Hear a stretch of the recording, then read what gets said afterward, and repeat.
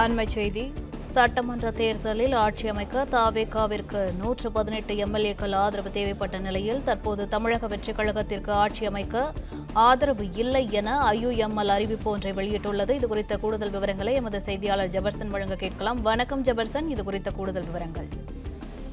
தமிழக வெற்றிக் கழகம் சார்பில் ஐயுஎம்எல்லிடம் தொடர்ச்சியாக 2-3 நாட்களாக தொடர்ந்து அவர்களுடைய அலுவலகத்திற்கு சென்று ஆதரவு கோரி வந்தனர். இந்த நிலையில் இன்று மீண்டும் அவர்களை நேரில் சந்தித்து ஆதரவு கோருவதற்காக வந்திருந்தனர். அப்போது அங்கு இருக்கக்கூடிய நிர்வாகிகள் அவருக்கு ஆதரவு தெரிவிப்பது தொடர்பாக ஆதரவு தெரிவிப்போம், அதற்கான லெட்டரையும் உங்களிடம் தருகிறோம் என்று தொடர்ச்சியாக தெரிவித்ததின் அடிப்படையில் அவருக்கு ஆதரவு தெரிவித்தார்கள் என்று தொடர்ந்து செய்திகள் பரவியிருந்தன. இந்த நிலையில் திடீரென அவர்களுடைய எக்ஸ்தல பதிவில் தற்போது நாங்கள் தவேகாவுக்கு ஆதரவு தெரிவிக்கவில்லை என கூறி எக்ஸ்தல பக்கத்தில் அவர்கள் அறிக்கை ஒன்றை வெளியிட்டிருக்கிறார்கள். ஏற்கனவே இந்திய கம்யூனிஸ்ட் கட்சி சார்பில் பேசும்போதும் ஐயுஎம்எல் கூட தவேகாவுக்கு ஆதரவு தெரிவிக்கிறார்கள் என்று ஏற்கனவே தெரிவித்திருந்த நிலையில் தற்போது திடீரென்று தவேகாவுக்கு ஐயுஎம்எல் ஆதரவு இல்லை என அறிக்கை ஒன்றை வெளியிட்டிருக்கிறார்கள். ஏற்கனவே வெளியான தகவல் அதிகாரப்பூர்வமற்ற தகவல் என அவர்கள் தெரிவித்திருக்கிறார்கள். தொடர்ச்சியாக திமுக கூட்டணியில நாங்கள் போட்டியிட்டோம், திமுக தலைமை எடுக்கக்கூடிய முடிவுக்கு நாங்கள் கட்டுப்படுவோம் என்று அந்த அறிக்கையில் தெரிவித்திருக்கிறார்கள்.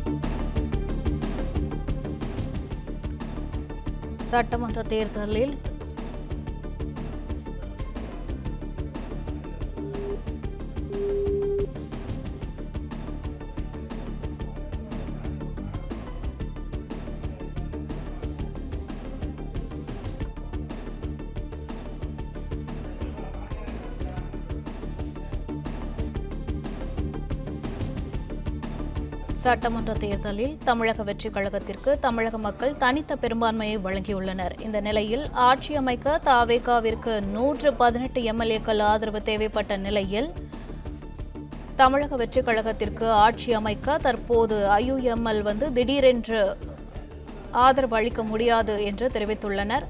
3 முறை தவேகா நிர்வாகிகள் சந்தித்து பேசிய நிலையில் தவேகாவிற்கு ஆதரவு இல்லை என ஐயுஎம்எல் தற்போது அறிவித்துள்ளது. அண்மை செய்தியாக பார்த்து வருகிறோம். திமுக தலைமையிலான மதச்சார்பற்ற முற்போக்கு கூட்டணியில் இந்திய யூனியன் முஸ்லிம் லீக் தொடர்கிறது. சிபிஐ சிபிஎம்களை தொடர்ந்து விசிகாவும் ஐயுஎம்எல்லும் ஆதரவு கடிதம் அளித்திருப்பதாக சிபிஎம் பாலகிருஷ்ணன் கூறியிருந்தார். இந்த நிலையில் தற்போது பிளே ஸ்டோர் மற்றும் ஆப் ஸ்டோரில் இருந்து பாலிமர் செயலியை QR கோடு மூலம் பதிவிறக்கம் செய்யுங்கள். செய்திகளை உடனுக்குடன் பெறுங்கள்.